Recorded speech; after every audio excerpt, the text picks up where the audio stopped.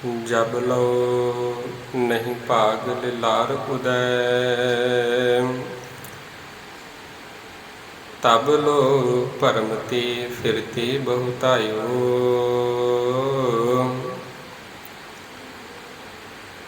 कल घोर समुद्र में बूढ़त थी, कबहू मिटह नहीं रे पछतायो। तात विचार जह मथुरा, जग तारन को अवतार बनायो। जपियो जिनि अर्जन देव गुरु, फिर संकट जोन गर्भ न आयो। तत विचार जह मथुरा, जग तारन को अवतार बनायो। जपियो जिनि अर्जन देव गुरु, फिर संकट जोन गर्भ न आयो। परम सत्कारयोग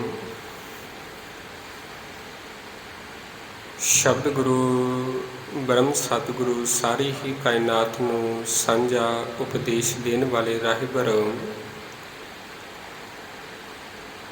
तंता दे जोग धन धन श्री गुरु ग्रंथ साहिब जी महाराज सतगुरां दी पावन पवित्र हजूरी दे अंदर जुड़ बैठी गुरु प्यारी गुरु सवारी सत संगत जी बड़े ही वड्डियां भागां वाले हाँ, जो साहिबां दी गोद दे अंदर बैठ के सतगुरां दी इलाही बाणी नूं सरवण करके अपनी जिंदगी दे कुछ कुछ जिहड़े पल ने तिन्हां नूं सफला बनाउण दा यतन कर रहे सां। आओ कुछ समय दे लई चल रही लड़ीवार गुर इतिहास के विचार दे नाल जुड़ना करिए। विचारां की आरंभता तो पहला मन दीआं बिरतियां नूं करो इकागर, सतगुरां दे चरनां विच लवाओ हाजरी, बड़े ही अदब सत्कार दे नाल नवाओ जी सीस। दोनों ही हाथ जोड़कर बुलाओ जी फतेह, आखो जी वाहिगुरु जी का खालसा वाहिगुरु जी की फतेह। प्यार वालिओ, कुछ दिनों तो पंजवें पातशाह की शहादत के बारे जो कारण सन जिन्हां दे करके ये शहादत हुई, वो लड़ीवार आपां कारणां नूं सरवण कर रहे सां। एक गल का ध्यान रखिया जी प्यार वालिओ, उस मालक परमात्मा ने हरेक मनुख के अंदर कोई ना कोई कला पाई है, हरेक दे अंदर कोई ना कोई गुण हुंदा है।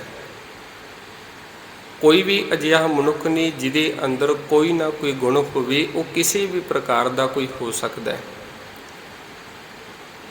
कई बारी आपां वेखदे हां भी बच्चे इन्ने कु चुस्त हुंदे ने, इन्ने कु चलाक हुंदे ने, इन्ने कु एक्टिव हुंदे ने, ते उन्हां नूं असीं कहने आ भी जेकर ये खेड दे विच चले जाण बड़े एक्टिव ने, बड़े वधिया रहणगे। ते कई जिहड़े बच्चे ने उन्हां दे अंदर पढ़न की बड़ी कला हुंदी है, स्टडी करन की बड़ी कला है। वो हर समय स्टडी दे विच, हर समय पढ़न दे विच लांदे ने, क्योंकि उन्हां दे अंदर पढ़ाई का एक गुण है ते वो पढ़ाई दे विच सब तो अवल रहिंदे ने, सब तो अगे रहिंदे ने। कई इहो जिहे बच्चे जिहड़े बड़े ही चुस्त चलाक हुंदे ने। इसे तरह जदों धन श्री गुरु अर्जन पातशाह जी का आपां जीवन पढ़ते हैं ना, ਤੇ ਧੰਨ ਗੁਰੂ ਅਰਜਨ ਪਾਤਸ਼ਾਹ ਜੀ ਦੇ ਅੰਦਰ ਵੀ ਇੱਕ ਸ਼ੁਰੂ ਤੋਂ ਜਨਮ ਤੋਂ ਲੈ ਕੇ ਇੱਕ ਗੁਣ ਸੀ, ਜਿਹਨੂੰ ਭੱਟ ਸਾਹਿਬਾਨਾਂ ਨੇ ਇਹ ਗੱਲ ਆਖੀ। ਧੰਨ ਗੁਰੂ ਅਰਜਨ ਪਾਤਸ਼ਾਹ ਜੀ ਦੇ ਅੰਦਰ ਜਿਹੜਾ ਆਰੰਭਤਾ ਤੋਂ ਉਹਨਾਂ ਦੇ ਪ੍ਰਕਾਸ਼ ਤੋਂ ਗੁਣ ਸੀ, ਉਹ ਇਹ ਸੀ ਕਿ ਉਹ ਗੁਰੂ ਸ਼ੁਰੂ ਤੋਂ ਹੀ ਗੁਰਮਤਿ ਦੇ ਧਨੀ ਸਨ ਤੇ ਉਹਨਾਂ ਦੇ ਉਹਨੇ ਬ੍ਰਹਮ ਦੀ ਜਿਹੜੀ ਪਹਿਚਾਨ ਕਰ ਲਈ ਸੀ। ਜਨਮਤ ਹੀ ਗੁਰਮਤਿ ਬ੍ਰਹਮ ਪਛਾਣਿਓ। ਜਨਮ ਤੋਂ ਹੀ ਉਹਨਾਂ ਨੇ ਗੁਰਮਤਿ ਨੂੰ ਪਹਿਚਾਨ ਲਿਆ, ਗੁਰਮਤਿ ਦੇ ਰਸਤੇ 'ਤੇ ਚੱਲੇ, ਕਿਉਂਕਿ ਉਹਨਾਂ ਦਾ ਜਿਹੜਾ ਪਾਲਣ ਪੋਸ਼ਣ ਹੀ ਗੁਰਮਤਿ ਦੇ ਰਸਤੇ ਦੇ ਵਿੱਚ ਹੋਇਆ। ਕਿਉਂਕਿ ਇਹਦੇ ਤੋਂ ਪਹਿਲਾਂ ਜਿੰਨੇ ਗੁਰੂ ਸਾਹਿਬਾਨ ਸਨ, 4 ਗੁਰੂ ਸਾਹਿਬਾਨ, ਉਹਨਾਂ ਦੇ ਜਦੋਂ ਪਿਛੋਕੜ ਨੂੰ ਪੜ੍ਹਦੇ ਹਾਂ ਤੇ ਉਹਨਾਂ ਦਾ ਜਿਹੜਾ ਪਾਲਣ ਪੋਸ਼ਣ ਹੈ ਉਹ ਸਨਾਤਨ ਧਰਮ ਦੇ ਅੰਦਰ ਹੋ ਰਿਹਾ ਹੈ। ਪਰ ਧੰਨ ਗੁਰੂ ਅਰਜਨ ਪਾਤਸ਼ਾਹ ਜੀ ਤੋਂ ਲੈ ਕੇ ਅੱਗੇ 10 ਗੁਰੂ ਸਾਹਿਬਾਨਾਂ ਤੱਕ ਜਿਹੜਾ ਪਾਲਣ ਪੋਸ਼ਣ ਹੈ ਉਹ ਗੁਰਮਤਿ ਦੇ ਅੰਦਰ ਹੋ ਰਿਹਾ ਹੈ। ਕਿਉਂ ਜੇਕਰ ਉਹਨਾਂ ਦੇ ਜੀਵਨ ਬਚਪਨੇ ਨੂੰ ਵੇਖਦੇ ਹਾਂ ਤੇ 11 ਸਾਲ ਉਹਨਾਂ ਨੇ ਆਪਣੇ ਨਾਨੇ ਧੰਨ ਗੁਰੂ ਅਮਰਦਾਸ ਪਾਤਸ਼ਾਹ ਜੀ ਦੇ ਕੋਲ ਗੁਜ਼ਾਰੇ ਨੇ, ਉਹ ਵੀ ਗੁਰਮਤਿ ਦੇ ਧਨੀ ਨੇ। ਤੇ ਉਹਦੇ ਤੋਂ ਬਾਅਦ 7 ਸਾਲ ਪਿਤਾ ਗੁਰੂ ਰਾਮਦਾਸ ਪਾਤਸ਼ਾਹ ਜੀ ਦੇ ਕੋਲ।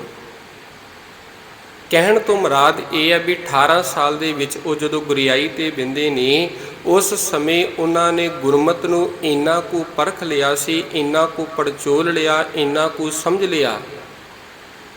ਅਸਲ ਦੇ ਵਿੱਚ ਉਸਨੇ ਮਾਲਕ ਨੂੰ ਪਹਿਚਾਨ ਲਿਆ ਸੀ, ਆਪਣੇ ਜੀਵਨ ਨੂੰ ਜਿਉਣਾ ਸਿੱਖ ਲਿਆ ਸੀ। ਕਿਸ ਪ੍ਰਕਾਰ ਜੀਵਨ ਨੂੰ ਜਿਉ ਸਕਦੇ ਹਾਂ ਅਸੀਂ, ਆਪਣੇ ਜੀਵਨ ਦੇ ਵਿੱਚ ਦੁੱਖ ਤੇ ਸੁੱਖ ਦੇ ਅੰਦਰ ਬਰਾਬਰਤਾ ਕਿਵੇਂ ਲਿਆ ਸਕਦੇ ਹਾਂ। ਕਿਉਂਕਿ ਜੇਕਰ ਸਭ ਤੋਂ ਵੱਡੀ ਜੇਕਰ ਮਿਸਾਲ ਵੇਖਣੀ ਹੈ ਤੇ ਧੰਨ ਗੁਰੂ ਅਰਜਨ ਪਾਤਸ਼ਾਹ ਜੀ ਦੇ ਜੀਵਨ ਦੇ ਵਿੱਚੋਂ ਇਹ ਦੁੱਖ ਤੇ ਸੁੱਖ ਦੀ ਮਿਸਾਲ ਮਿਲਦੀ ਹੈ। ਕਿਉਂਕਿ ਸ਼ਹਾਦਤ ਦੀ ਗੱਲ ਕਰ ਰਹੇ ਹਾਂ। ਇਹ ਨਹੀਂ ਕਿ ਧੰਨ ਗੁਰੂ ਅਰਜਨ ਪਾਤਸ਼ਾਹ ਜੀ ਤੋਂ ਪਹਿਲਾਂ ਕਦੇ ਸ਼ਹਾਦਤਾਂ ਨਹੀਂ ਹੋਈਆਂ, ਉਹਦੇ ਤੋਂ ਪਹਿਲਾਂ ਵੀ ਸ਼ਹਾਦਤਾਂ ਹੁੰਦੀਆਂ ਰਹੀਆਂ ਨੇ। ਹਸਨ ਤੇ ਹੁਸੈਨ ਜੋ ਮੁਹੰਮਦ ਸਾਹਿਬ ਦੇ ਭਤੀਜੇ ਨੇ, ਉਹਨਾਂ ਦੀ ਜਿਹੜੀ ਮੌਤ ਹੈ ਉਹ ਕਰਬਲਾ ਦੇ ਮੈਦਾਨ ਦੇ ਵਿੱਚ ਹੁੰਦੀ ਹੈ। ਉਹਦੇ ਤੋਂ ਬਾਅਦ ਅਨੇਕਾਂ ਸ਼ਹਾਦਤਾਂ ਹੁੰਦੀਆਂ ਨੇ, ਪਰ ਅਸਲ ਦੇ ਵਿੱਚ ਸ਼ਹਾਦਤ ਉਹ ਹੈ ਜਿਹਦੇ ਅੰਦਰ 2 ਚੀਜ਼ਾਂ ਸਾਡੇ ਸਾਹਮਣੇ ਹੁਣ, ਇੱਕ ਜ਼ਿੰਦਗੀ ਹੈ ਤੇ ਇੱਕ ਮੌਤ ਹੈ। ਰਸਤੇ ਨੂੰ ਅਸੀਂ ਚੁਣਨਾ ਵੀ ਅਸੀਂ ਕਿਸ ਰਸਤੇ ਨੂੰ ਚੁਣਨਾ ਹੈ। ਹਸਨ ਤੇ ਹੁਸੈਨ ਦੀ ਮੌਤ ਹੁੰਦੀ ਹੈ ਜਾਂ ਉਹਦੇ ਤੋਂ ਪਹਿਲਾਂ ਜਿਹੜੇ ਸ਼ਹੀਦ ਹੁੰਦੇ ਨੇ, ਉਹਨਾਂ ਦੇ ਕੋਲ ਕੋਈ ਇਹੋ ਜਿਹਾ ਤਰੀਕਾ ਨਹੀਂ ਵੀ ਉਹਨਾਂ ਦੇ ਕੋਲ 2 ਪੱਖ ਨਹੀਂ ਵੀ ਉਹ ਆਪਣੀ ਜ਼ਿੰਦਗੀ ਨੂੰ ਚੁਣ ਸਕਣ ਤੇ ਜਾਂ ਮੌਤ ਨੂੰ ਚੁਣ ਸਕਣ। ਹੁਣ ਮੈਦਾਨੇ ਜੰਗ ਦੇ ਵਿੱਚ ਤੇ ਇੱਕ ਗੱਲ ਹੋ ਸਕਦੀ ਹੈ, ਜਾਂ ਤੇ ਬੰਦੇ ਦੀ ਮੌਤ ਹੋਵੇਗੀ ਜਾਂ ਉਹ ਕਿਸੇ ਨੂੰ ਮਾਰੇਗਾ। ਉਹਦੇ ਵਿੱਚ ਬਚਣ ਦੇ ਲਈ ਕੋਈ ਦੂਜਾ ਢੰਗ ਤੇ ਨਹੀਂ ਹੈ ਨਾ। ਇਹੀ ਕਾਰਨ ਹੈ ਧੰਨ ਸ਼੍ਰੀ ਗੁਰੂ ਅਰਜਨ ਦੇਵ ਜੀ ਨੂੰ ਜਦੋਂ ਅਸੀਂ ਸ਼ਹੀਦਾਂ ਦੇ ਸਰਤਾਜ ਕਹਿੰਦੇ ਹਾਂ, ਉਹਦਾ ਕਾਰਨ ਇਹ ਹੈ ਵੀ ਧੰਨ ਗੁਰੂ ਅਰਜਨ ਪਾਤਸ਼ਾਹ ਜੀ ਦੇ ਕੋਲ ਇਹ ਪੱਖ ਸੀ ਵੀ ਅਸੀਂ ਆਪਣਾ ਜੀਵਨ ਨੂੰ ਤੁਸੀਂ ਬਚਾ ਸਕਦੇ ਹੋ। ਕਾਰਨਾਂ ਨੂੰ ਤੁਸੀਂ ਸਰਵਣ ਕੀਤਾ।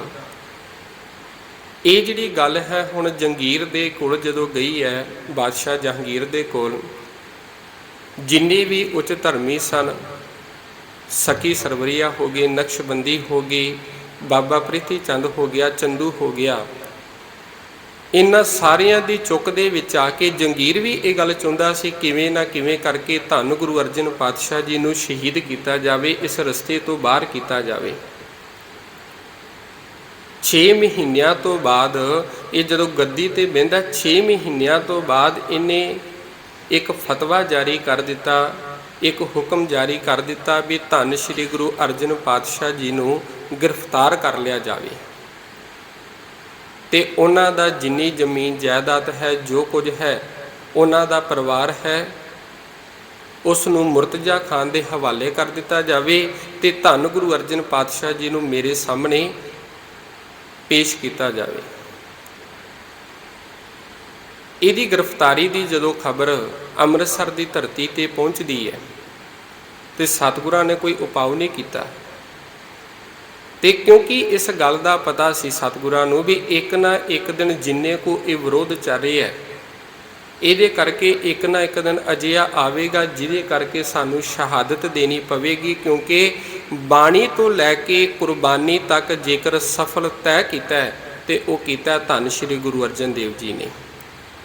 ਅੱਜ ਤੱਕ ਅਨੇਕਾਂ ਪੀਰ ਪੈਗੰਬਰ ਹੋਏ, ਅਨੇਕਾਂ ਰਹਿਬਰ ਹੋਏ ਨੇ, ਉਹਨਾਂ ਨੇ ਉਸ ਮਾਲਕ ਦੇ ਪਰਮਾਤਮਾ ਦੇ ਨਾਮ ਨੂੰ ਤੇ ਜ਼ਰੂਰ ਯਾਦ ਕੀਤਾ ਹੈ, ਪਰਮਾਤਮਾ ਦੇ ਨਾਮ ਦੇ ਬਾਰੇ ਤੇ ਜ਼ਰੂਰ ਦੱਸਿਆ ਹੈ, ਪਰ ਕੋਈ ਵੀ ਇਹੋ ਜਿਹਾ ਰਹਿਬਰ ਨਹੀਂ ਜਿਨੇ ਆਪਣੀ ਬਾਣੀ ਤੋਂ ਲੈ ਕੇ ਪਰਮਾਤਮਾ ਦੇ ਨਾਮ ਤੋਂ ਲੈ ਕੇ ਕੁਰਬਾਨੀ ਤੱਕ ਸਫ਼ਰ ਨੂੰ ਤੈਅ ਕੀਤਾ ਹੋਵੇ। ਤੇ ਇਹਦੇ ਵਿੱਚ ਜੇਕਰ ਤੈਅ ਕਰਨ ਵਾਲੇ ਨੇ ਉਹ ਧੰਨ ਗੁਰੂ ਅਰਜਨ ਪਾਤਸ਼ਾਹ ਜੀ ਨੇ। ਬੰਸਾਵਲੀ ਦੇ ਵਿੱਚ ਕੇਸਰ ਸਿੰਘ ਛਿੱਬਰ ਇੱਕ ਗੱਲ ਲਿਖਦਾ ਹੈ, ਉਹ ਕਹਿੰਦੇ ਕਿ ਧੰਨ ਗੁਰੂ ਅਰਜਨ ਪਾਤਸ਼ਾਹ ਜੀ ਨੂੰ ਇਸ ਗੱਲ ਦਾ ਪਹਿਲਾਂ ਪਤਾ ਸੀ, ਕਿਉਂਕਿ ਲਾਹੌਰ ਤੇ ਪਹਿਲਾਂ ਵੀ ਕਈ ਵਾਰੀ ਗਏ ਨੇ। ਇੱਕ ਵਾਰੀ ਤੇ ਆਪਣੇ ਪਿਤਾ ਦੇ ਕਹਿਣ ਦੇ ਉੱਤੇ, ਉਹਦੇ ਜਦੋਂ ਤਾਇਆ ਜੀ ਦੇ ਲੜਕੇ ਦੇ ਵਿਆਹ ਸੀ ਉਦੋਂ ਗਏ ਸਨ, ਤੇ ਦੂਜੀ ਵਾਰੀ ਜਦੋਂ ਲਾਹੌਰ ਦੇ ਵਿੱਚ ਕਾਲ ਪਿਆ ਉਦੋਂ ਵੀ ਸਤਿਗੁਰੂ ਗਏ ਨੇ। ਪਰ ਐਤਕੀ ਜਦੋਂ ਹੁਣ ਗ੍ਰਿਫਤਾਰੀ ਦਾ ਹੁਕਮ ਹੋਇਆ ਹੈ ਤੇ ਇਸ ਵਾਰੀ ਸਤਿਗੁਰਾਂ ਨੂੰ ਪਤਾ ਹੈ ਵੀ ਐਤਕੀ ਅਸੀਂ ਸੀਸ ਦੇ ਤੌਰ ਤੇ ਆਪਣੇ ਤਨ ਦੇ ਕਰਕੇ ਵਾਪਸ ਅੰਮ੍ਰਿਤਸਰ ਦੀ ਧਰਤੀ ਤੇ ਨਹੀਂ ਆਵਾਂਗੇ। ਇਸੇ ਕਰਕੇ ਸਤਿਗੁਰੂ ਪਾਤਸ਼ਾਹ ਜੀ ਨੇ ਅੰਮ੍ਰਿਤ ਵੇਲੇ ਦਾ ਦੀਵਾਨ ਸਜਾਇਆ, ਸੰਗਤਾਂ ਬੈਠੀਆਂ ਹੋਈਆਂ ਨੇ, ਬਾਬਾ ਬੁੱਢਾ ਸਾਹਿਬ ਬੈਠੇ ਹੋਏ ਨੇ। ਆਪਣਾ ਜਿਹੜਾ ਪੁੱਤਰ ਹੈ ਧੰਨ ਸ਼੍ਰੀ ਗੁਰੂ ਹਰਗੋਬਿੰਦ ਪਾਤਸ਼ਾਹ ਜੀ, ਉਹਨਾਂ ਨੂੰ ਤਖਤ ਦੇ ਉੱਤੇ ਬਿਠਾਇਆ ਤੇ ਉਹਨਾਂ ਨੂੰ ਜੋ ਵੀ ਉਸ ਸਮੇਂ ਦੀ ਗੁਰਤਾ ਗੱਦੀ ਦੀ ਰਸਮ ਹੈ ਰਸਮ ਕੀਤੀ ਗਈ। ਤੇ ਬਾਬਾ ਬੁੱਢਾ ਸਾਹਿਬ ਜੀ ਨੇ ਇਹ ਸਵਾਲ ਵੀ ਕੀਤਾ ਸੀ, ਸਤਿਗੁਰੂ ਤੁਸੀਂ ਲਾਹੌਰ ਜਾ ਰਹੇ ਹੋ, ਉੱਥੇ ਜਾਵੋਗੇ, ਕੁਝ ਵਿਚਾਰ ਵਟਾਂਦਰੇ ਹੋਣਗੇ ਤੇ ਵਾਪਸ ਤੁਸੀਂ ਆਵੋਗੇ। ਪਰ ਸਤਿਗੁਰਾਂ ਨੇ ਜਵਾਬ ਦਿੱਤਾ, ਨਹੀਂ, ਹੁਣ ਸਾਡਾ ਲਾਹੌਰ ਜਾਵਾਂਗੇ ਪਰ ਲਾਹੌਰ ਅਸੀਂ ਜਾ ਕੇ ਆਪਣਾ ਸੀਸ ਦੇਣਾ ਹੈ। ਇਸ ਗੱਲ ਦਾ ਉਹਨਾਂ ਸਤਿਗੁਰਾਂ ਨੇ ਪਹਿਲਾਂ ਜ਼ਿਕਰ ਕੀਤਾ ਸੀ। ਇਹ ਨਹੀਂ ਵੀ ਮਨ ਦੇ ਅੰਦਰ ਕੋਈ ਮਿਊਸੀ ਸੀ, ਸਤਿਗੁਰਾਂ ਦੇ ਅੰਦਰ ਮਿਊਸੀ ਹੋਵੇ ਵੀ ਹਾਂ ਇਹਦੇ ਤੋਂ ਬਾਅਦ ਅਸੀਂ ਸ਼ਹੀਦ ਹੋ ਜਾਣਾ ਹੈ, ਪਰ ਉਹ ਸੰਗਤਾਂ ਨੂੰ ਇਹ ਗੱਲ ਕਹਿ ਰਹੇ ਨੇ, ਕੋਈ ਗੱਲ ਨਹੀਂ, ਇਹ ਤਨ ਇੱਕ ਦਿਨ ਬਿਨਸਨਹਾਰ ਹੈ, ਇਹਨੇ ਬਿਨਸ ਜਾਣਾ ਹੈ। ਅੱਜ ਮਿਲਿਆ ਜੀਵਨ ਦੇ ਵਿੱਚ ਖੁਸ਼ੀ ਵੀ ਆਵੇਗੀ, ਗਮੀ ਵੀ ਆਵੇਗੀ, ਸੁੱਖ ਵੀ ਆਵੇਗਾ, ਦੁੱਖ ਵੀ ਆਵੇਗਾ।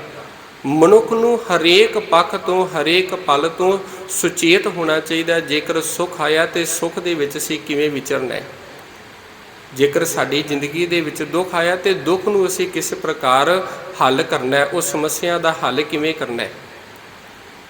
ਤੇ ਸਤਿਗੁਰਾਂ ਨੇ ਆਪਣੇ ਹੱਥੀਂ ਆਪਣੇ ਪੁੱਤਰ ਨੂੰ ਗੁਰਿਆਈ ਦਿੱਤੀ ਹੈ ਤੇ ਅਗਲੇ ਦਿਨ ਸੰਗਤਾਂ ਸਤਿਗੁਰਾਂ ਦੇ ਨਾਲ ਸਤਿਗੁਰਾਂ ਨੂੰ ਵਿਦਾਇਗੀ ਦੇਣ ਦੇ ਲਈ ਚੱਲੀਆਂ ਨੇ, ਨਾਲ ਤੁਰੀਆਂ ਨੇ। ਅੰਮ੍ਰਿਤਸਰ ਦੀ ਧਰਤੀ ਤੋਂ ਬਾਹਰੋਂ ਜਦੋਂ ਸਤਿਗੁਰੂ ਜੀ ਲਾਹੌਰ ਵੱਲ ਨੂੰ ਤੁਰਦੇ ਨੇ, ਇਹਨਾਂ ਦੇ ਨਾਲ 5 ਸਿੱਖਾਂ ਦਾ ਜ਼ਿਕਰ ਹੁੰਦਾ ਹੈ। ਭਾਈ ਪਿਰਾਣਾ ਜੀ, ਭਾਈ ਪਰਾਗਾ ਜੀ, ਭਾਈ ਜੇਠਾ ਜੀ ਤੇ ਭਾਈ ਲੰਗਾਹਾ ਜੀ, ਇਹ 5 ਸਿੱਖ ਨੇ ਜਿਹੜੇ ਇਹਨਾਂ ਦੇ ਨਾਲ ਸਤਿਗੁਰਾਂ ਦੇ ਨਾਲ ਜਾਂਦੇ ਨੇ। ਤੇ ਜਦੋਂ ਲਾਹੌਰ ਪਹੁੰਚਦੇ ਨੇ, ਮੁਰਤਜ਼ਾ ਖਾਨ ਨੂੰ ਇਸ ਗੱਲ ਦਾ ਪਤਾ ਲੱਗਦਾ ਵੀ ਸਤਿਗੁਰੂ ਲਾਹੌਰ ਆ ਗਏ ਨੇ, ਤੇ ਅੱਗੋਂ ਮੁਰਤਜ਼ਾ ਖਾਨ ਸਤਿਗੁਰਾਂ ਨੂੰ ਗ੍ਰਿਫਤਾਰ ਕਰ ਲੈਂਦਾ ਤੇ ਲਾਹੌਰ ਤੋਂ ਪਹਿਲਾਂ ਸਤਿਗੁਰੂ ਇਹ 5 ਸਿੱਖਾਂ ਨੂੰ ਆਖਦੇ, ਭਲਿਓ ਤੁਸੀਂ ਵੀ ਹੁਣ ਵਾਪਸ ਅੰਮ੍ਰਿਤਸਰ ਦੀ ਧਰਤੀ ਤੇ ਜਾਣਾ ਕਰੋ। ਤੇ ਇਹ ਵਾਪਸ ਅੰਮ੍ਰਿਤਸਰ ਦੀ ਧਰਤੀ ਵੱਲ ਆ ਜਾਂਦੇ ਨੇ। ਤੇ ਜਦੋਂ ਮੁਰਤਜ਼ਾ ਖਾਨ ਸਤਿਗੁਰੂ ਪਾਤਸ਼ਾਹ ਜੀ ਨੂੰ ਗ੍ਰਿਫਤਾਰ ਕਰਦਾ ਹੈ, ਗ੍ਰਿਫਤਾਰ ਕਰਕੇ ਇਹਨੂੰ ਜਿਹੜੀ ਸਰਕਾਰੀ ਹਵੇਲੀ ਹੈ, ਸ਼ਾਹੀ ਹਵੇਲੀ, ਚੰਦੂ ਦੀ ਹਵੇਲੀ, ਉਹਦੇ ਵਿੱਚ ਸਤਿਗੁਰਾਂ ਨੂੰ 5 ਦਿਨ ਦੇ ਕਰੀਬ ਰੱਖਿਆ ਜਾਂਦਾ ਹੈ। 5 ਦਿਨ ਰੱਖਿਆ ਜਾਂਦਾ ਹੈ। 2 ਦਿਨ ਤੇ ਬਿਲਕੁਲ ਭੁੱਖਣ ਪਾਣੇ, ਨਾ ਤੇ ਕੁਝ ਖਾਣ ਦੇ ਲਈ ਤੇ ਨਾ ਕੁਝ ਪੀਣ ਦੇ ਲਈ। ਤੇ ਇਥੋਂ ਉਹਨਾਂ ਦਿਨਾਂ ਦੇ ਵਿੱਚ ਜਿਹੜਾ ਅਕਬਰ ਸੀ, ਅਕਬਰ ਨੇ ਇਹ ਗੱਲ ਲਿਖ ਕੇ ਫਤਿਹ ਜਿਹੜਾ ਹੁਕਮ ਸੀ ਇਹ ਜਾਰੀ ਕਰ ਦਿੱਤਾ, ਫਤਵਾ ਜਾਰੀ ਕਰ ਦਿੱਤਾ। ਤੇ ਜੇਕਰ ਤੇ ਧੰਨ ਗੁਰੂ ਅਰਜਨ ਪਾਤਸ਼ਾਹ ਜੀ ਇਸਲਾਮ ਧਰਮ ਦੇ ਵਿੱਚ ਆਉਣ ਲਈ ਤਿਆਰ ਨੇ ਤੇ ਉਹਨਾਂ ਨੂੰ ਇਸਲਾਮ ਦੇ ਵਿੱਚ ਲਿਆਂਦਾ ਜਾਵੇ। ਜੇਕਰ ਉਹ ਇਸਲਾਮ ਧਰਮ ਦੇ ਵਿੱਚ ਨਹੀਂ ਆਉਣਾ ਚਾਹੁੰਦੇ ਤੇ ਉਹਨਾਂ ਨੂੰ ਫਿਰ ਜਾਸਾ ਕਾਨੂੰਨ ਦੇ ਅਨੁਸਾਰ ਉਹਨਾਂ ਨੂੰ ਸ਼ਹੀਦ ਕੀਤਾ ਜਾਵੇ। ਜਾਸਾ ਜਿਹੜਾ ਕਾਨੂੰਨ ਹੈ ਇਹ ਚੰਗੇਜ਼ ਖਾਨ ਨੇ ਬਣਾਇਆ ਸੀ। ਇਹਦੇ ਪਿੱਛੇ ਵੀ ਇੱਕ ਘਟਨਾ ਹੈ, ਕਿਉਂਕਿ ਜਾਸਾ ਕਾਨੂੰਨ ਬਣਾਉਣ ਦਾ ਮਕਸਦ ਇਹ ਸੀ ਵੀ ਜਿਹੜੇ ਪੀਰ ਪੈਗੰਬਰ ਹੁੰਦੇ ਨੇ, ਮੰਨਿਆ ਜਾਂਦਾ ਸੀ ਵੀ ਜਦੋਂ ਇਹਨਾਂ ਨੂੰ ਸ਼ਹੀਦ ਕੀਤਾ ਜਾਂਦਾ ਹੈ ਜਾਂ ਇਹਨਾਂ ਇਹ ਸੰਸਾਰ ਤੋਂ ਜਾਂਦੇ ਨੇ ਤੇ ਇਹਨਾਂ ਦਾ ਜੇਕਰ ਰੱਤੀ ਪਰ ਵੀ ਖੂਨ ਧਰਤੀ ਤੇ ਡਿੱਗ ਪੈਂਦਾ ਤੇ ਉਸ ਕਤਰੇ ਤੋਂ ਹੀ ਅਨੇਕਾਂ ਜਿਹੜੇ ਇਹਨਾਂ ਵਰਗੇ ਫਕੀਰ, ਇਹਨਾਂ ਵਰਗੇ ਸ਼ਹੀਦ ਹੋਰ ਪੈਦਾ ਹੋ ਸਕਦੇ ਨੇ। ਇਹਦੇ ਕਰਕੇ ਚੰਗੇਜ਼ ਖਾਨ ਨੇ ਇਹ ਕਾਨੂੰਨ ਬਣਾਇਆ ਸੀ ਵੀ ਇਹਨਾਂ ਦਾ ਖੂਨ ਇਹੋ ਜਿਹੀ ਸਜ਼ਾ ਵੀ ਦਿੱਤੀ ਜਾਵੇ, ਚੰਗੀ ਤੋਂ ਚੰਗੀ ਸਜ਼ਾ, ਇਹਨੂੰ ਅਨੇਕਾਂ ਕਸ਼ਟ ਵੀ ਦਿੱਤੇ ਜਾਣ, ਪਰ ਇੱਕ ਗੱਲ ਦਾ ਧਿਆਨ ਰੱਖਿਆ ਜਾਵੇ, ਇਹਨਾਂ ਦਾ ਜਿਹੜਾ ਖੂਨ ਹੈ ਉਹ ਧਰਤੀ ਤੇ ਨਾ ਡਿੱਗੇ। ਇਹ ਸ਼ੁਰੂ ਤੋਂ ਲੈ ਕੇ ਬਾਬਰ ਤੋਂ ਲੈ ਕੇ ਉਹਦੇ ਤੋਂ ਪਹਿਲਾਂ ਚੰਗੇਜ਼ ਖਾਨ ਤੋਂ ਲੈ ਕੇ ਵੀ ਇਹ ਫਿਰ ਕਾਨੂੰਨ ਸਰਕਾਰੀ ਦਰਬਾਰੇ ਚੱਲਿਆ ਆ ਰਿਹਾ ਸੀ। ਜਦੋਂ ਕਿਸੇ ਵੀ ਸਾਧੂ ਜਾਂ ਫਕੀਰ ਨੂੰ ਸ਼ਹੀਦ ਕੀਤਾ ਜਾਂਦਾ ਸੀ ਜਾਂ ਉਹਨੂੰ ਕਤਲ ਕੀਤਾ ਜਾਂਦਾ ਸੀ, ਉਦੋਂ ਇਹ ਕਾਨੂੰਨ ਵਰਤਿਆ ਜਾਂਦਾ ਸੀ।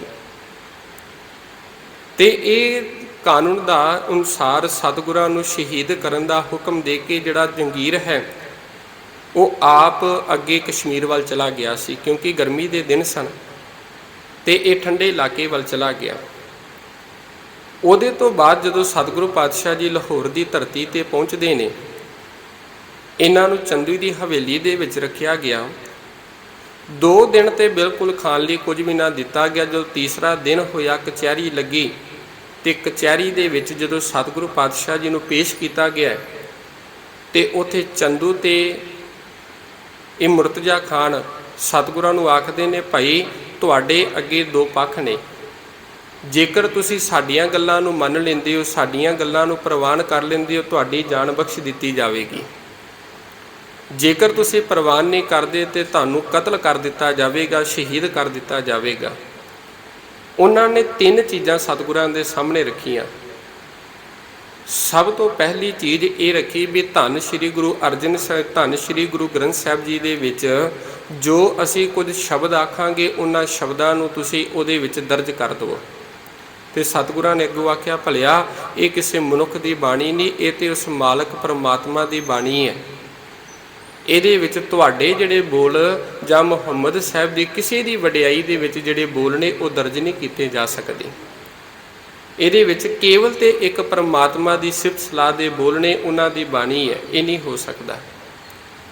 ਦੂਜੀ ਸ਼ਰਤ ਇਹ ਰੱਖੀਗੀ, ਤੁਹਾਨੂੰ ਇੱਥੇ ਕਰ ਦੇਣਾ ਪਵੇਗਾ, ਟੈਕਸ ਦੇਣਾ ਪਵੇਗਾ। ਤੇ ਸਤਿਗੁਰਾਂ ਨੇ ਇਹਦੇ ਤੋਂ ਵੀ ਮਨਾਹੀ ਕਰ ਦਿੱਤੀ। ਇਹਨਾਂ ਅੱਗੋਂ ਇਹ ਵੀ ਗੱਲ ਆਖੀ ਸੀ ਮੁਰਤਜ਼ਾ ਖਾਨ ਨੇ, ਚੰਦੂ ਨੇ ਇਹ ਵੀ ਗੱਲ ਆਖੀ ਵੀ ਤੁਹਾਡੇ ਦਰਬਾਰ ਦੇ ਵਿੱਚ ਤੇ ਅਨੇਕਾਂ ਸੰਗਤਾਂ ਹੁੰਦੀਆਂ ਨੇ ਤੇ ਸੰਗਤਾਂ ਅਨੇਕਾਂ ਚੜਾਵਾ ਚੜਾਉਂਦੀਆਂ ਨੇ ਤੇ ਤੁਹਾਡੇ ਕੋਲ ਤੇ ਇੰਨੇ ਕੁ ਧਨ ਦੌਲਤ ਹੈ, ਇੰਨੇ ਕੁ ਮਾਇਆ ਹੈ ਵੀ ਜੇਕਰ ਇਹਦੇ ਨਾਲ ਤੁਸੀਂ ਤਰਨਤਾਰਨ ਸ਼ਹਿਰ ਵਸਾ ਸਕਦੇ ਹੋ, ਹਰਗੋਬਿੰਦਪੁਰਾ ਵਸਾ ਸਕਦੇ ਹੋ, ਕਰਤਾਰਪੁਰ ਵਸਾ ਸਕਦੇ ਹੋ, ਅਨੇਕਾਂ ਨਗਰ ਵਸਾ ਸਕਦੇ ਹੋ, ਅੰਮ੍ਰਿਤਸਰ ਦੇ ਵਿੱਚ ਤੁਸੀਂ ਦਰਬਾਰ ਸਾਹਿਬ ਤਿਆਰ ਕਰ ਸਕਦੇ ਹੋ ਤੇ ਲਾਹੌਰ ਦੇ ਵਿੱਚ ਕਾਲ ਪੈਣ ਦੇ ਉੱਤੇ ਤੁਸੀਂ ਲੋਕਾਂ ਦੀ ਮਦਦ ਕਰ ਸਕਦੇ ਹੋ, ਤੇ ਫਿਰ ਤੁਸੀਂ ਕਰ ਕਿਉਂ ਨਹੀਂ, ਟੈਕਸ ਤੈਅ ਕਿਉਂ ਨਹੀਂ ਕਰ ਸਕਦੇ, ਪੇ ਕਿਉਂ ਨਹੀਂ ਕਰ ਸਕਦੇ।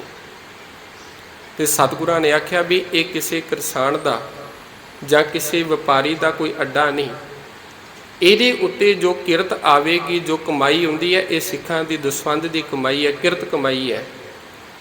ਤੇ ਇਹਦੇ ਨਾਲ ਗੁਰੂ ਘਰ ਦੇ ਵਿੱਚੋਂ ਤੁਹਾਨੂੰ ਛਕਣ ਦੇ ਲਈ ਗਰੀਬਾਂ ਨੂੰ ਪ੍ਰਸ਼ਾਦਾ ਤੇ ਜ਼ਰੂਰ ਮਿਲ ਸਕਦਾ ਹੈ, ਲੋੜਵੰਦਾਂ ਦੀ ਮਦਦ ਤੇ ਜ਼ਰੂਰ ਹੋ ਸਕਦੀ ਹੈ, ਦਵਾਈ ਵਾਲੇ ਜਿਹੜੇ ਰੋਗੀ ਨੇ ਰੋਗੀਆਂ ਨੂੰ ਦਵਾਈ ਦਾਰੂ ਜ਼ਰੂਰ ਮਿਲ ਸਕਦੀ ਹੈ, ਪਰ ਤੁਸੀਂ ਇਹ ਗੱਲ ਆਖੋ ਵੀ ਇਹਦੇ ਨਾਲ ਟੈਕਸ ਦਿੱਤਾ ਜਾ ਸਕੇ, ਇਹਦੇ ਤੋਂ ਟੈਕਸ ਨਹੀਂ ਦਿੱਤਾ ਜਾ ਸਕਦਾ। ਤੇ ਤੀਜੀ ਜਿਹੜੀ ਸ਼ਰਤ ਰੱਖੀਗੀ ਉਹ ਇਹ ਰੱਖੀਗੀ ਵੀ ਤੁਸੀਂ, ਇਹ ਚੰਦੂ ਸਾਡਾ ਦੀਵਾਨ ਹੈ ਤੇ ਇਸ ਚੰਦੂ ਦੀ ਧੀ ਦਾ ਤੁਸੀਂ ਰਿਸ਼ਤਾ ਮਨਜ਼ੂਰ ਕਰ ਲਵੋ। ਤੇ ਸਤਿਗੁਰਾਂ ਨੇ ਉੱਥੇ ਆਖਿਆ ਵੀ ਚੰਦੂ ਤੇਰੇ ਨਾਲ ਸਾਡੇ ਕੋਈ ਵੈਰ ਨਹੀਂ, ਤੂੰ ਆਪਣੇ ਹੰਕਾਰ ਦੇ ਕਰਕੇ ਤੂੰ ਗੁਰੂ ਨਾਨਕ ਦੇ ਘਰ ਨੂੰ ਛੋਟਾ ਕਿਹਾ ਸੀ, ਇਹਦੇ ਕਰਕੇ ਸੰਗਤਾਂ ਦੇ ਹੁਕਮ ਦੇ ਕਰਕੇ ਤੇਰੇ ਧੀ ਦਾ ਰਿਸ਼ਤਾ ਮੋੜਿਆ। ਤੇਰੀ ਧੀ ਦੇ ਵਿੱਚ ਕੋਈ ਔਗਰ ਨਹੀਂ ਜਿਹਦੇ ਕਰਕੇ ਰਿਸ਼ਤਾ ਮੋੜਿਆ, ਉਹ ਧੀ ਸਾਡੀ ਵੀ ਹੈ, ਪਰ ਤੇਰੀ ਹੰਕਾਰ ਦਾ ਦੇ ਕਰਕੇ, ਤੇਰੀ ਵੱਡਤਾ ਦੇ ਕਰਕੇ ਜਿਹੜਾ ਇਹ ਰਿਸ਼ਤਾ ਹੈ, ਇਹ ਰਿਸ਼ਤੇ ਨੂੰ ਮੋੜਿਆ ਗਿਆ ਸੀ। ਤੇ ਚੰਦੂ ਕਹਿਣ ਲੱਗਾ ਵੀ ਜੇਕਰ ਤੁਸੀਂ ਇਹ ਤਿੰਨੇ ਚੀਜ਼ਾਂ ਨਹੀਂ ਮੰਨਦੇ ਤੇ ਫਿਰ ਤੁਹਾਨੂੰ ਸ਼ਹਾਦਤ ਦੇਣੀ ਪਵੇਗੀ। ਤੇ ਸਤਿਗੁਰੂ ਜੀ ਆਖਣ ਲੱਗੇ ਵੀ ਸਾਨੂੰ ਕਬੂਲ ਹੈ, ਸਾਨੂੰ ਪ੍ਰਵਾਨ ਹੈ। ਤੀਜੇ ਦਿਨ ਸਭ ਤੋਂ ਪਹਿਲਾ ਜਿਹੜਾ ਕਾਨੂੰਨ ਦੇ ਅਨੁਸਾਰ ਜਿਹੜੀ ਸਭ ਤੋਂ ਪਹਿਲੀ ਜਿਹੜੀ ਸਤਿਗੁਰਾਂ ਨੂੰ ਤਸੀਹਾ ਦਿੱਤਾ ਗਿਆ ਇਹ ਗੱਲ ਇਹ ਆਖੇਗੀ ਚੰਦੂ ਦੇ ਵੱਲੋਂ ਵੀ ਸਭ ਤੋਂ ਪਹਿਲਾਂ ਸਵੇਰ ਤੋਂ ਲੈ ਕੇ ਦੁਪਹਿਰ ਤੱਕ ਮਣਾ ਢਵੀ ਜਿਹੜੀ ਲੱਕੜ ਹੈ, ਲੱਕੜ ਨੂੰ ਬਾਲਿਆ ਗਿਆ, ਉਹਦੇ ਉੱਤੇ ਅੱਗ ਦੇ ਉੱਤੇ ਲੋਹ ਗਰਮ ਕੀਤੀ ਗਈ। ਲੋਹ ਜਦੋਂ ਗਰਮ ਕੀਤੀ ਗਈ, ਬਿਲਕੁਲ ਜਦੋਂ ਪੂਰੀ ਤਪ ਰਹੀ ਹੈ, ਬਿਲਕੁਲ ਲਾਲ ਹੋ ਰਹੀ ਹੈ, ਤੇ ਉਦੋਂ ਸਤਿਗੁਰਾਂ ਨੂੰ ਕਹਿਣ ਲੱਗੇ ਵੀ ਸਤਿਗੁਰੂ ਜੀਓ ਆ ਤੁਹਾਡਾ ਪਹਿਲਾ ਤਸੀਹਾ ਹੈ, ਤੁਸੀਂ ਇਸ ਲੋਹ ਦੇ ਉੱਤੇ ਬਹਿਣਾ। ਇੱਕ ਗੱਲ ਦਾ ਧਿਆਨ ਰੱਖਿਆ ਜੀ ਪਿਆਰ ਵਾਲਿਓ, ਜੇਕਰ ਕੋਈ ਸਾਨੂੰ ਥੋੜਾ ਜਿਹਾ ਗਰਮ ਲੋਹਾ ਵੀ ਹੱਥ ਦੇ ਉੱਤੇ ਲੱਗ ਜਾਵੇ ਨਾ, ਬੜੇ ਦੁਖੀ ਹੁੰਦੇ ਆ, ਪਰ ਸਤਿਗੁਰਾਂ ਨੇ ਲੋਹ ਦੇ ਉੱਤੇ ਬਹਿਣਾ। ਇੱਕ ਕਵੀ ਦੇ ਬੜੇ ਪਿਆਰੇ ਬੋਲ ਨੇ, ਉਹ ਕਹਿਣ ਲੱਗਾ ਸਤਿਗੁਰਾਂ ਨੇ ਕੋਈ ਜਵਾਬ ਨਹੀਂ ਦਿੱਤਾ, ਤੇ ਜਦੋਂ ਇਹ ਗੱਲ ਜਲਾਦਾਂ ਨੇ ਸਤਿਗੁਰਾਂ ਨੂੰ ਲੈ ਕੇ ਅੱਗੇ ਨੂੰ ਹੋਏ ਨੇ, ਤੇ ਜਿੱਥੋਂ ਤੱਕ ਉਸ ਅੱਗ ਦਾ ਸੇਕ ਆ ਰਿਹਾ ਸੀ, ਉੱਥੇ ਜਦੋਂ ਜਾ ਕੇ ਜਲਾਦਾਂ ਨੇ ਸਤਿਗੁਰਾਂ ਨੂੰ ਛੱਡਿਆ ਹੈ, ਤੇ ਸਤਿਗੁਰੂ ਜੀ ਅਗਾਂਹ ਨੂੰ ਵਧਣ ਲੱਗੇ ਨੇ, ਤੇ ਰੁਕ ਕੇ ਪਿੱਛੇ ਚੰਦੂ ਨੂੰ ਆਵਾਜ਼ ਮਾਰ ਕੇ ਕਹਿਣ ਲੱਗੇ ਚੰਦੂ ਬੜੀ ਕੋਸ਼ਿਸ਼ ਕੀਤੀ ਹੈ, ਬੜਾ ਯਤਨ ਕੀਤਾ ਹੈ, ਤੂੰ ਚਾਹੁੰਦਾ ਵੀ ਇਸ ਲੋਹ ਦੇ ਉੱਤੇ ਬਈਏ, ਪਰ ਇੱਕ ਗੱਲ ਦਾ ਧਿਆਨ ਰੱਖੀ ਵੀ ਤੈਨੂੰ ਲੋਹ ਗਰਮ ਕਰਨ ਦਾ ਕੋਈ ਢੰਗ ਨਹੀਂ ਹੈ, ਤੇਰੇ ਕੋਲ ਤਰੀਕਾ ਨਹੀਂ। ਜੋ ਸ਼ਹੀਦੀ ਦਾ ਜਿਹੜਾ ਰੰਗ ਹੈ ਉਹ ਰੰਗ ਹੋਰ ਹੈ, ਤੇ ਤੇਰੀ ਲੋਹ ਦੇ ਵਿੱਚ ਉਹ ਰੰਗ ਨਹੀਂ ਹੈ। ਉਹਨੂੰ ਕਵੀ ਦੀਆਂ ਸਤਰਾਂ ਇਹ ਗੱਲ ਕਹਿੰਦੇ ਚੰਦੂ ਚੰਦਰਾ ਚੰਦ ਚੜਾਉਣ ਲੱਗਾ, ਕਹਿਣ ਲੱਗਾ ਛੇਤੀ ਕਰੋ ਲੋਹ ਤੱਤੀ, ਪਾ ਕੇ ਸੂਰਜ ਪੀ ਕੇ ਰੇਤ ਤੱਤੀ, ਗੁਰ ਅਰਜਨ ਦੇ ਉੱਪਰ ਪਾਓ ਤੱਤੀ। ਤੇ ਸਤਿਗੁਰੂ ਰੁਕੇ, ਕਹਿਣ ਲੱਗੇ ਚੰਦੂ ਤੈਨੂੰ ਲੋਹ ਤਪਾਉਣ ਦਾ ਢੰਗ ਨਹੀਂ, ਜਿਹੜਾ ਰੰਗ ਸ਼ਹੀਦੀ ਮੰਗਦੀ ਏ ਤੇਰੀ ਲੋਹ ਤਪਦੀ ਲੋਹ ਦੇ ਵਿੱਚ ਉਹ ਰੰਗ ਨਹੀਂ ਹੈ। ਤੇ ਜਦੋਂ ਇਹ ਗੱਲ ਕਹਿ ਕੇ ਸਤਿਗੁਰੂ ਜੀ ਅੱਗੇ ਵਧੇ ਨੇ, ਫਿਰ ਚੰਦੂ ਨੇ ਰੋਕਿਆ, ਕਹਿਣ ਲੱਗੇ ਸਤਿਗੁਰੂ ਤੁਹਾਡੇ ਕੋਲ ਹਜੇ ਵੀ ਮੌਕਾ ਹੈ, ਤੁਸੀਂ ਸਾਡੀਆਂ ਇਹ ਚੀਜ਼ਾਂ ਨੂੰ ਸ਼ਰਤਾਂ ਨੂੰ ਪ੍ਰਵਾਨ ਕਰ ਲਵੋ, ਇਸ ਨਾਲ ਸ਼ਰਤਾਂ ਨੂੰ ਮੰਨ ਲਵੋ, ਤੁਹਾਨੂੰ ਛੱਡ ਦਿੱਤਾ ਜਾਵੇਗਾ। ਪਰ ਸਤਿਗੁਰੂ ਕਹਿਣ ਲੱਗੇ ਤੁਹਾਡੀਆਂ ਇਹਨਾਂ ਸ਼ਰਤਾਂ ਦੇ ਵਿੱਚੋਂ ਕੋਈ ਵੀ ਜਿਹੜੀ ਸ਼ਰਤ ਹੈ ਸ਼ਰਤ ਪ੍ਰਵਾਨ ਨਹੀਂ ਹੈ। ਤੇ ਧੰਨ ਸਤਿਗੁਰੂ ਵੇਖੋ ਵੀ ਉਹਨਾਂ ਦਾ ਜਿਗਰਾ ਕਿੰਨਾ ਹੋਵੇਗਾ, ਜਿਹੜੇ ਕਦੇ ਸੁਖਮਨੀ ਸਾਹਿਬ ਦੀ ਬਾਣੀ ਦੇ ਵਿੱਚ ਆਨੰਦ ਦੀਆਂ ਗੱਲਾਂ ਕਰ ਰਹੇ ਨੇ, ਤੇ ਅੱਜ ਉਹੀ ਧੰਨ ਗੁਰੂ ਅਰਜਨ ਪਾਤਸ਼ਾਹ ਜੀ ਤੱਤੀ ਤਵੀ ਦੇ ਉੱਤੇ ਬਹਿਣ ਲਈ ਤਿਆਰ ਨੇ। ਤੱਤੀ ਤਵੀ ਦੇ ਉੱਤੇ ਬਿਠਾਇਆ ਗਿਆ, ਥੱਲੋਂ ਅੱਗ ਦੇ ਭਾਂਬੜ ਬਾਲੇ ਗਏ, ਤੇ ਨਾਲ ਜਲਾਦਾਂ ਨੂੰ ਆਖਿਆ ਗਿਆ ਇੱਦਾਂ ਕਰੋ, ਇਹਨਾਂ ਦੇ ਉੱਤੇ ਹੁਣ ਬਲਦਾ ਹੋਇਆ ਸੜਦਾ ਹੋਇਆ ਤੱਤਾ ਜਿਹੜਾ ਰੇਤਾ ਹੈ ਉਹਨੂੰ ਕਰਸ਼ੀਆਂ ਦੇ ਨਾਲ ਇਹਨਾਂ ਦੇ ਤਨ ਉੱਤੇ ਪਾਉਣਾ ਸ਼ੁਰੂ ਕਰੋ। ਸਭ ਤੋਂ ਪਹਿਲਾਂ ਗਰਮ ਲੋਹ ਤੇ ਬਾਇਆ ਗਿਆ, ਉਹਦੇ ਕਾਰਨ ਇਹ ਸੀ ਵੀ ਇਹਨਾਂ ਦਾ ਖੂਨ ਸੜ ਜਾਵੇ। ਉਹਦੇ ਤੋਂ ਬਾਅਦ ਵੇਖਿਆ ਗਿਆ ਵੀ ਹੁਣ ਵੀ ਕਬੂਲ ਕਰਨ ਦੇ ਲਈ ਤਿਆਰ ਨਹੀਂ, ਤੇ ਫਿਰ ਇਹਨੇ ਹੁਕਮ ਕਰ ਦਿੱਤਾ ਵੀ ਉੱਤੇ ਕਰਸ਼ੀਆਂ ਦੇ ਨਾਲ ਗਰਮ ਰੇਤਾ ਪਾਵੋ। ਜਦੋਂ ਗਰਮ ਰੇਤਾ ਸ਼ੀਸ਼ ਦੇ ਉੱਤੇ ਪੈ ਰਿਹਾ ਹੈ, ਫਿਰ ਵੀ ਰਸਨਾ ਦੇ ਵਿੱਚੋਂ ਇੱਕ ਬੋਲ ਨਿਕਲ ਰਿਹਾ ਧੰਨ ਵਾਹਿਗੁਰੂ ਧੰਨ ਵਾਹਿਗੁਰੂ ਧੰਨ ਸਤਿਗੁਰੂ। ਤੇ ਉੱਥੇ ਕਵੀ ਦੇ ਬੜੇ ਬੋਲ ਨੇ, ਉਹ ਕਹਿਣ ਲੱਗਾ ਚਾਰੇ ਤਰਫ ਅੱਗ ਵਰਸੇ ਸੇਕ ਸੀ ਤਨ ਸਾੜਦਾ, ਛਾਲੇ ਛਾਲੇ ਹੋ ਗਿਆ ਜੁਸਾ ਸੱਚੀ ਸਰਕਾਰ ਦਾ। ਜਦੋਂ ਛਾਲੇ ਛਾਲੇ ਹੋ ਗਿਆ ਨਾ, ਸਰੀਰ ਬਿਲਕੁਲ ਛਾਲੇ ਛਾਲੇ, ਉੱਤੇ ਰੇਤ ਪੈ ਰਹੀ ਹੈ। ਇੰਨੇ ਸਮੇਂ ਤੱਕ ਜਦੋਂ ਇਸ ਗੱਲ ਦੀ ਜਿਹੜੀ ਖਬਰ ਹੈ ਉਹ ਸਾਈਂ ਮੀਆਂ ਮੀਰ ਤੱਕ ਪਹੁੰਚਦੀ ਹੈ ਕਿ ਧੰਨ ਗੁਰੂ ਅਰਜਨ ਪਾਤਸ਼ਾਹ ਜੀ ਨੂੰ ਸ਼ਹੀਦ ਕੀਤਾ ਜਾ ਰਿਹਾ ਹੈ, ਤੇ ਸਾਈਂ ਮੀਆਂ ਮੀਰ ਜੀ ਉੱਥੇ ਆਉਂਦੇ ਨੇ। ਤੇ ਜਦੋਂ ਉਹ ਵਹਿੰਦੇ ਨੇ ਵੀ ਸਤਿਗੁਰਾਂ ਦਾ ਹਾਲ, ਵੀ ਸਤਿਗੁਰੂ ਤੱਤੀ ਤੋਹ ਦੇ ਤਵੇ ਦੇ ਉੱਤੇ ਬੈਠੇ ਹੋਏ ਨੇ, ਲੋਹ ਦੇ ਉੱਤੇ ਬੈਠੇ ਹੋਏ ਨੇ, ਉੱਤੇ ਬਾਲੂ ਦੇ ਜਿਹੜੇ ਗਰਮ ਬਾਲੂ ਦੇ ਕੜਛੇ ਪਾਏ ਜਾ ਰਹੇ ਨੇ, ਰੇਤ ਪਾਈ ਜਾ ਰਹੀ ਹੈ। ਉਹਨਾਂ ਵੱਲ ਵੇਖ ਕੇ ਇਹ ਕਵੀ ਜ਼ਿਕਰ ਕਰਦਾ ਵੀ ਮੀਆਂ ਮੀਰ ਜੀ ਨੇ ਜਦੋਂ ਆਪਣੇ ਯਾਰ ਦਾ ਇਹ ਹਾਲ ਵੇਖਿਆ, ਤੇ ਹਾਲ ਨੂੰ ਵੇਖ ਕੇ ਅੱਖਾਂ ਦੇ ਵਿੱਚੋਂ ਪਾਣੀ ਆ ਗਿਆ। ਤੇ ਜਦੋਂ ਅੱਖਾਂ ਦੇ ਵਿੱਚੋਂ ਪਾਣੀ ਆਇਆ ਤੇ ਉਹਦੇ ਤੋਂ ਪਰ ਚੀਕਾਂ ਤੇ ਢਾਹਾਂ ਮਾਰਨ ਲੱਗਾ, ਤੇ ਆਖਣ ਲੱਗਾ ਸਤਿਗੁਰੂ ਤੁਸੀਂ ਇੱਕ ਵਾਰੀ ਹੁਕਮ ਕਰੋ, ਮੇਰੀ ਲਾਹੌਰ ਦੇ ਵਿੱਚ ਦਿੱਲੀ ਦਰਬਾਰ ਦੇ ਵਿੱਚ ਪੂਰੀ ਗੱਲਬਾਤ ਹੈ, ਤੁਸੀਂ ਇੱਕ ਵਾਰੀ ਆਖੋ ਤੁਹਾਡੀ ਸ਼ਹਾਦਤ ਨੂੰ ਅਸੀਂ ਰੋਕ ਸਕਨੇ ਹਾਂ। ਤੇ ਸਤਿਗੁਰਾਂ ਨੇ ਅੱਗੋਂ ਜਵਾਬ ਬੜਾ ਪਿਆਰਾ ਦਿੱਤਾ, ਕਹਿੰਦੇ ਸਾਈਂ ਜੀ ਤੁਸੀਂ ਸਵਾਲ ਕਰਿਆ ਕਰਦੇ ਸੀ, ਵੀ ਸਤਿਗੁਰੂ ਸੁੱਖ ਤੇ ਦੁੱਖ ਦੇ ਵਿੱਚ ਬਰਾਬਰ ਕਿਵੇਂ ਰਹਿ ਸਕਨੇ ਆ, ਸਮਾਨਤਾ ਕਿਵੇਂ ਰਹਿ ਸਕਨੇ ਆ।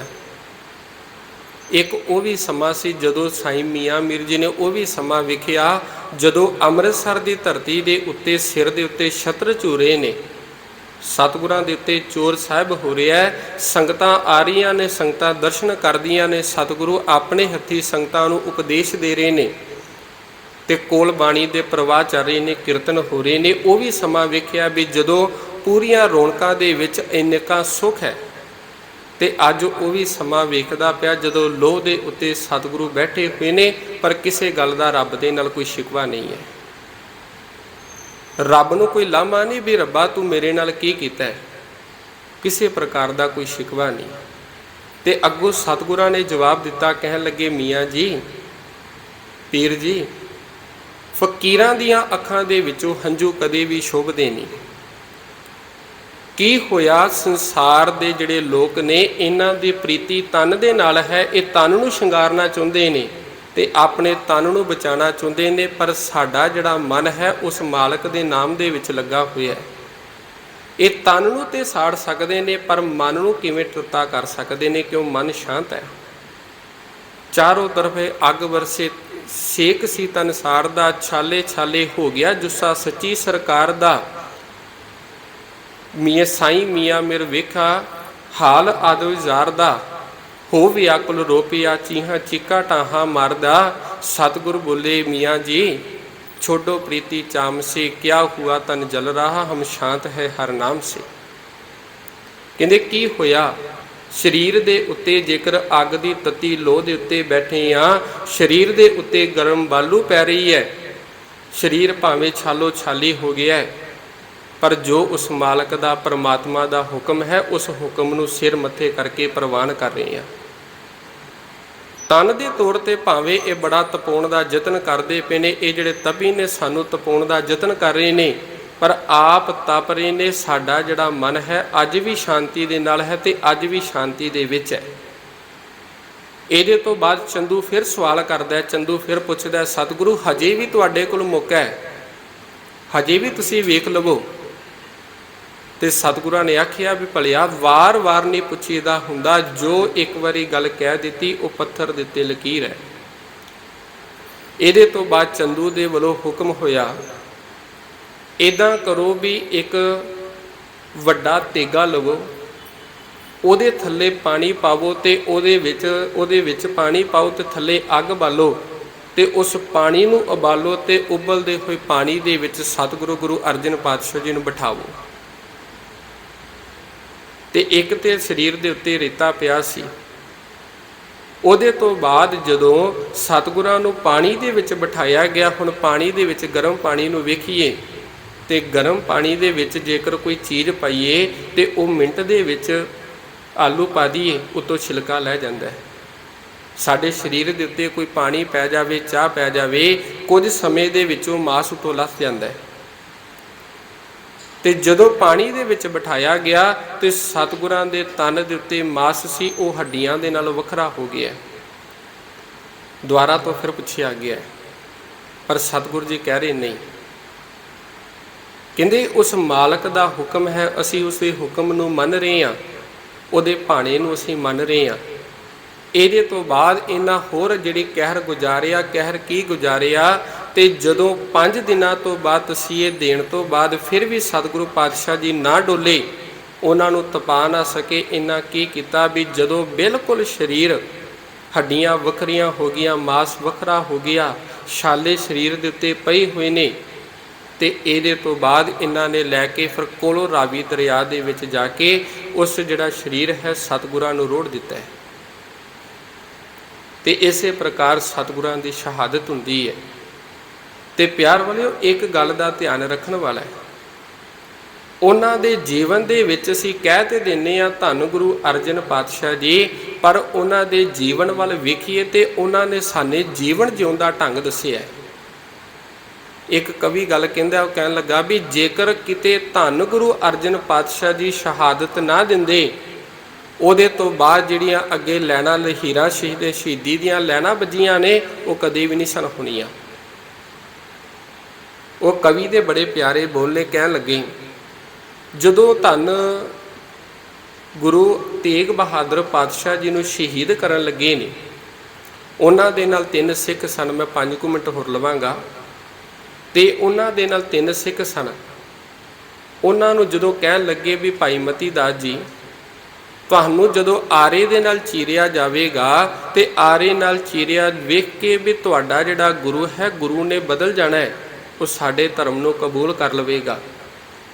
ਤੇ ਸਤੀ ਦਾਸ ਜੀ ਨੂੰ ਕਹਿਣ ਲੱਗੇ, ਜਦੋਂ ਤੁਹਾਨੂੰ ਰੂਹ ਦੇ ਵਿੱਚ ਸਾੜਿਆ ਗਿਆ ਤੇ ਤੁਹਾਡੇ ਗੁਰੂ ਤੋਂ ਵੇਖਿਆ ਨਹੀਂ ਜਾਣਾ, ਉਹਨੇ ਕਹਿਣਾ ਵੀ ਮੈਂ ਧਰਮ ਕਬੂਲ ਕਰਨ ਲਈ ਤਿਆਰ ਹਾਂ। ਤੇ ਦਿਆਲੇ ਜੀ ਨੂੰ ਆਖਿਆ ਗਿਆ, ਜੇਕਰ ਤੁਹਾਨੂੰ ਪਾਣੀ ਦੇ ਵਿੱਚ ਉਬਾਲਿਆ ਗਿਆ, ਤੁਹਾਡੇ ਵੱਲ ਵੇਖ ਨਹੀਂ ਸਕਣਾ, ਤੇ ਸਤਿਗੁਰਾਂ ਨੇ ਕਹਿਣਾ ਅਸੀਂ ਕਬੂਲ ਕਰਨ ਲਈ ਤਿਆਰ ਹਾਂ। ਤੇ ਅੱਗੋਂ ਜਵਾਬ ਬੜਾ ਪਿਆਰਾ ਸੀ। ਉਹ ਕਹਿਣ ਲੱਗੇ, ਕਾਜੀ ਜੀ ਤੁਸੀਂ ਕਦੇ ਸਕੂਲ ਨਹੀਂ ਗਏ? ਕਹਿੰਦਾ ਕਿਉਂ ਨਹੀਂ ਗਏ? ਮੈਂ ਗਿਆ ਵਾ। ਕਹਿੰਦੇ ਨਹੀਂ ਗਏ। ਕਹਿੰਦੇ ਜਿਸ ਟੀਚਰ ਨੇ 1 ਸਾਲ ਪੂਰਾ ਜ਼ੋਰ ਲਾ ਕੇ ਪੜ੍ਹਾਇਆ ਹੋਵੇ, ਬੱਚੇ ਨੇ ਧਿਆਨ ਨਾਲ ਪੜ੍ਹਿਆ ਹੋਵੇ, ਤੇ ਜਦੋਂ ਸਾਲ ਤੋਂ ਬਾਅਦ ਉਹਨਾਂ ਦੇ ਇਮਤਿਹਾਨ ਹੁੰਦੇ ਨੇ, ਇਮਤਿਹਾਨ ਦੇ ਵਿੱਚ ਟੀਚਰ ਸਾਹਮਣੇ ਵੀ ਬੈਠਾ ਹੋਵੇ, ਬੱਚੇ ਨੂੰ ਆਲੇ ਦੁਆਲੇ ਵੇਖਣ ਦੀ ਲੋੜ ਨਹੀਂ ਪੈਂਦੀ, ਕਿਉਂਕਿ ਉਹਨੂੰ ਪਤਾ ਹੈ ਜੋ ਮੈਂ ਸਿਲੇਬਸ ਕੀਤਾ, ਜੋ ਮੈਨੂੰ ਸਿੱਖਿਆ ਦਿੱਤੀ ਹੈ, ਅੱਜ ਉਹਦੇ ਵਿੱਚੋਂ ਪ੍ਰੀਖਿਆ ਹੈ। ਤੇ ਜੇਕਰ ਕਿਤੇ ਉੱਥੇ ਬੱਚਾ ਆਲੇ ਦੁਆਲੇ ਵੇਖ ਰਿਹਾ, ਆਪਣੇ ਟੀਚਰ ਵੱਲ ਵੇਖ ਰਿਹਾ, ਉੱਥੇ ਇੱਕ ਗੱਲ ਸਮਝਿਆ ਜੇ, ਟੀਚਰ ਨੇ ਚੰਗੀ ਤਰ੍ਹਾਂ ਪੜ੍ਹਾਇਆ ਨਹੀਂ ਜਾਂ ਬੱਚੇ ਨੇ ਚੰਗੀ ਤਰ੍ਹਾਂ ਪੜ੍ਹਿਆ ਨਹੀਂ। ਸਾਡਾ ਜਿਹੜਾ ਟੀਚਰ ਹੈ ਉਹ ਹੈ ਧੰਨ ਗੁਰੂ ਅਰਜਨ ਪਾਤਸ਼ਾਹ ਜੀ, ਜਿਨ੍ਹਾਂ ਨੇ ਸਾਨੂੰ ਸਿੱਖਿਆ ਦਿੱਤੀ ਹੈ, ਆਪਣੇ ਤਨ ਦੀ ਕੁਰਬਾਨੀ ਦੇ ਕੇ, ਆਪਣੇ ਆਪ ਦੀ ਕੁਰਬਾਨੀ ਦੇ ਕੇ ਇਸ ਗੱਲ ਨੂੰ ਸਿੱਧ ਕਰ ਦਿੱਤਾ ਵੀ ਜੇਕਰ ਆਉਣ ਵਾਲੇ ਸਮੇਂ ਦੇ ਵਿੱਚ ਕੁਰਬਾਨੀਆਂ ਵੀ ਦੇਣੀਆਂ ਪੈਣ, ਇਹ ਸਿੱਖ ਕੁਰਬਾਨੀਆਂ ਦੇਣ ਦੇ ਲਈ ਵੀ ਤਿਆਰ ਨੇ। ਇਹਨਾਂ ਨੂੰ ਆਪਣੇ ਨਾਲ ਪਿਆਰ ਨਹੀਂ। ਇਸੇ ਪ੍ਰਕਾਰ ਜਦੋਂ ਸਤਿਗੁਰਾਂ ਦੀ ਸ਼ਹੀਦੀ ਹੁੰਦੀ ਹੈ ਤੇ ਇਸ ਗੱਲ ਦਾ ਜਿਹੜਾ ਦੂਰ ਦਰੇਡੇ ਦੇ ਇਲਾਕਿਆਂ ਦੇ ਵਿੱਚ ਬੜਾ ਰੌਲਾ ਪੈਂਦਾ ਹੈ, ਲੋਕ ਬੜੇ ਦੇ ਮਨਾਂ ਦੇ ਵਿੱਚ ਬੜੇ ਦੁੱਖ ਹੁੰਦੇ ਨੇ, ਆਖਦੇ ਨੇ ਵੀ ਹੁਣ ਤੇ ਬਾਦਸ਼ਾਹ ਦੇ ਵੱਲੋਂ ਕਹਿਰੀ ਹੋ ਗਿਆ, ਅੱਤ ਹੋ ਗਿਆ, ਅੰਤ ਹੋ ਗਿਆ। ਇਹਦੇ ਤੋਂ ਬਾਅਦ ਫਿਰ ਸਮੇਂ ਦੇ ਹਾਲਾਤਾਂ ਨੂੰ ਵੇਖ ਕੇ ਧੰਨ ਸ਼੍ਰੀ ਗੁਰੂ ਹਰਗੋਬਿੰਦ ਪਾਤਸ਼ਾਹ ਜੀ ਮੀਰੀ ਤੇ ਪੀਰੀ ਦੀਆਂ 2 ਤਲਵਾਰਾਂ ਨੇ ਉਹ ਧਾਰਨ ਕਰਦੇ ਨੇ, ਤੇ 6ਵੀਂ ਗੁਰੂ ਜੋਤ ਹੈ ਉਹ ਸਤਿਗੁਰੂ ਪਾਤਸ਼ਾਹ ਧੰਨ ਗੁਰੂ ਹਰਗੋਬਿੰਦ ਪਾਤਸ਼ਾਹ ਜੀ ਗੁਰਿਆਈ ਦੇ ਉੱਪਰ ਬੈਠਦੇ ਨੇ। ਸੋ ਪਿਆਰ ਵਾਲਿਓ, ਕੋਸ਼ਿਸ਼ ਕਰੀਏ ਸਤਿਗੁਰਾਂ ਦੇ ਅੱਗੇ ਇਹ ਅਰਦਾਸ ਕਰੀਏ, ਸਤਿਗੁਰੂ ਸਾਡੇ ਤੇ ਵੀ ਕਿਰਪਾ ਕਰੋ। ਜੇਕਰ ਤੁਸੀਂ ਆਪਣੇ ਤਨ ਦੇ ਉੱਤੇ ਝੱਲੀਆਂ ਨੇ, ਇੰਨੇ ਦੁੱਖ ਝੱਲੇ ਵੀ ਨੇ, ਸਾਡੇ ਤੇ ਵੀ ਕਿਰਪਾ ਕਰ ਦੇਵੋ, ਸਾਡੇ ਵੀ ਕਿਤੇ ਤਪਦੇ ਹੋਏ ਹਿਰਦੇ ਤੇਰੀ ਇਸ ਬਾਣੀ ਦੇ ਨਾਲ ਠੰਡੇ ਹੋ ਸਕਣ। ਸਾਡੇ ਅੰਦਰੋਂ ਵੀ ਜਿਹੜੀ ਤ੍ਰਿਸ਼ਨਾ ਦੀ ਅੱਗ ਹੈ, ਵਿਕਾਰਾਂ ਦੀ ਅੱਗ ਹੈ, ਇਹ ਵੀ ਸਾਡੇ ਅੰਦਰੋਂ ਬੁਝ ਸਕੇ। ਸੋ ਸਤਿਗੁਰਾਂ ਦੇ ਚਰਨਾਂ ਦੇ ਵਿੱਚ ਇਹ ਅਰਦਾਸ ਕਰੀਏ, ਜਿਨ੍ਹਾਂ ਦੇ ਆਪਾਂ ਸ਼ਹਾਦਤ ਦਿਹਾੜੇ, ਸ਼ਹੀਦੀ ਦਿਹਾੜੇ ਜਾਂ ਪ੍ਰਕਾਸ਼ ਗੁਰਪੁਰਬ ਮਨਾਉਂਦੇ ਹਾਂ, ਉਹਨਾਂ ਦੀ ਵਿਚਾਰਧਾਰਾ ਨੂੰ ਅਸੀਂ ਆਪਣੀ ਜ਼ਿੰਦਗੀ ਦੇ ਵਿੱਚ ਲਿਆਈਏ, ਤਾਂ ਜੋ ਸਾਡਾ ਵੀ ਸੰਸਾਰ ਉੱਤੇ ਆਇਆ ਹੋਇਆ ਜਿਹੜਾ ਜੀਵਨ ਹੈ ਉਹ ਸਫਲਾ ਹੋ ਸਕੇ। ਸੋ ਵਿਚਾਰਾਂ ਦੀ ਸਮਾਪਤੀ ਹੈ। ਬੁਲਾਓ ਜੀ ਫਤਿਹ ਆਖੋ ਜੀ। ਵਾਹਿਗੁਰੂ ਜੀ ਕਾ ਖਾਲਸਾ,